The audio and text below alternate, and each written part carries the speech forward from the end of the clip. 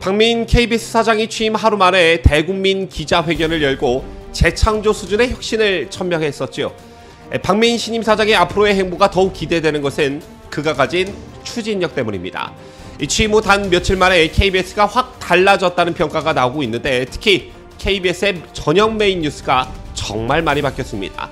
앵커만 바뀐 게 아니라 그 내용적인 측면에서도 정말 많은 변화를 느낄 수가 있었는데, 제가 며칠간 KBS 저녁 메인 뉴스를 모니터링한 결과와 소감을 잠시 후 보도합니다.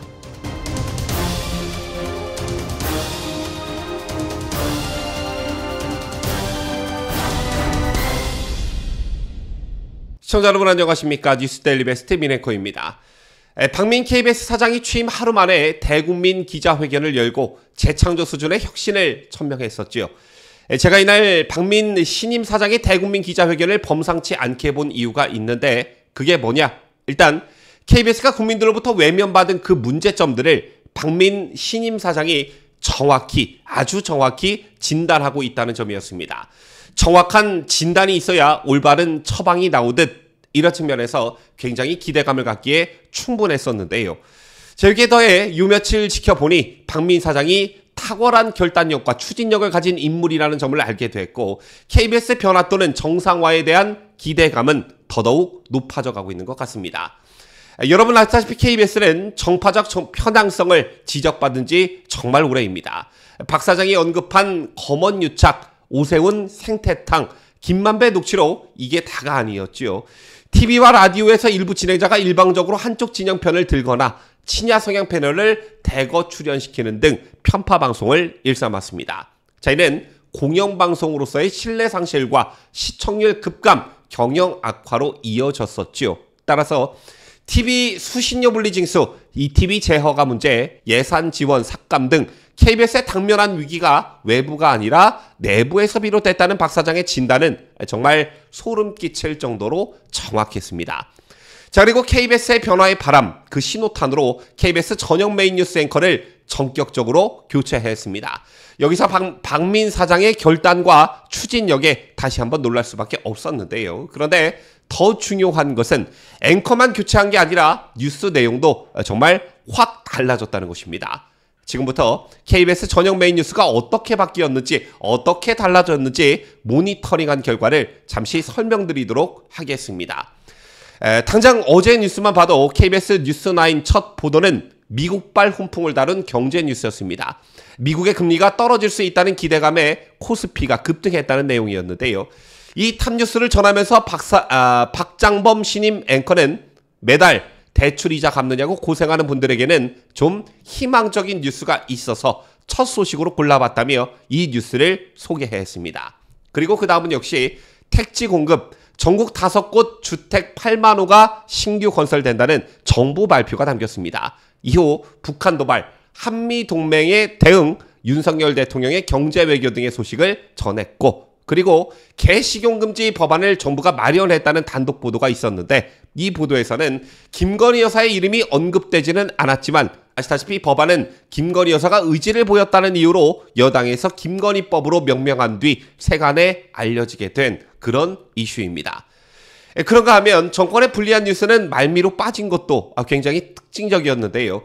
김명수 합참의장 후보자가 근무 중 주식거래, 자녀 학교 폭력 논란에 관해 사과했다는 보도나 여당 지도부와 혁신위원회 간 갈등을 다룬 보도는 후반부에 편성이 됐습니다.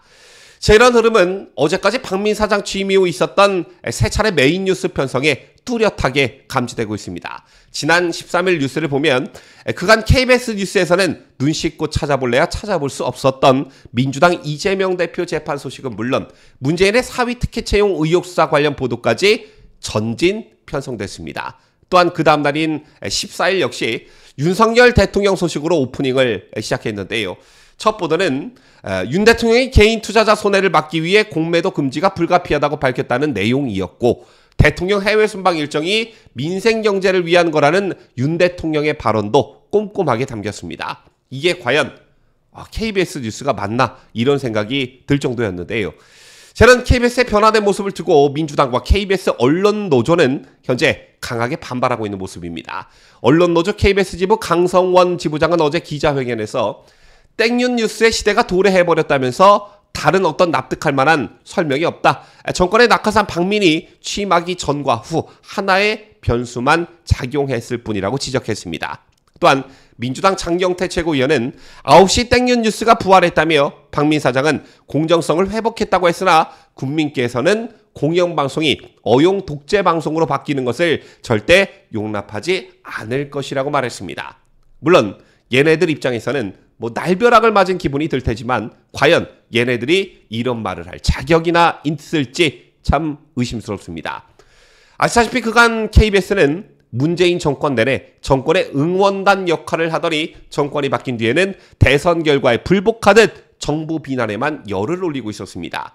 그 단편적인 예를 들면 한국 대통령이 일본 국기에만 경례한 것처럼 주장하는 어처구니 없는 보도가 있었는데 온통 머릿속에 어떻게 하면 윤 정권에 타격을 줄까 이런 생각만 가득하다 보니 이런 것에 몰두하다 보니 이러한 어처구니 없는 오보가 나온 것입니다. 그리고 더욱 이들이 악랄한 것은 의도성이라고 할 수 있는데요. 대통령 방미를 평가하는 라디오 출연자의 성향은 131명 중 80명이 민주당과 친야 성향이었다고 합니다. 이런 상황에서 객관적 방송을 기대하는 것 자체가 바보 같은 일이겠지요. 또한 국민들이 낸 수신료로 운영되는 공영방송의 KBS의 방망 경영은 도저히 상식적으로 납득할 수 있는 그런 수준이 아니었습니다. KBS는 직원의 절반가량이 억대 연봉이고 그 가운데 30%가 넘는 1,500명은 무보직이라고 합니다. 세상 어디에도 이런 조직은 그 어디에도 없습니다.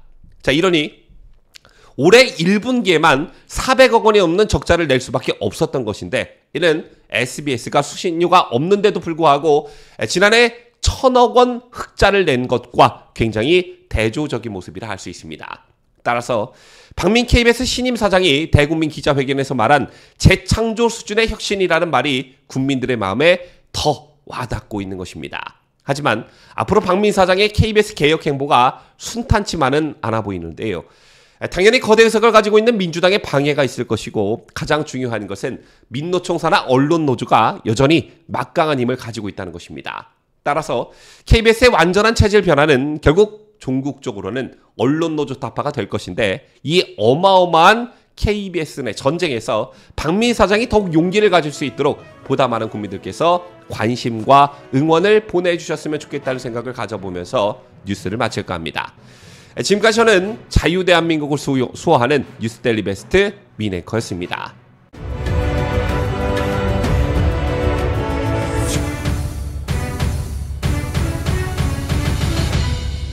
함께해요. 뉴스데일리 베스트.